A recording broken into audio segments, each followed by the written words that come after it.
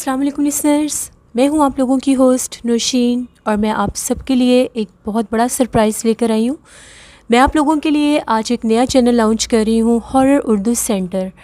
ये चैनल सिर्फ़ और सिर्फ हॉरर नॉवेल्स के लिए होगा। अभी जाएं और मेरे चैनल को सब्सक्राइब करें, लिंक आप लोगों को डिस्क्रिप्शन बॉक्स में मिल जाएगा।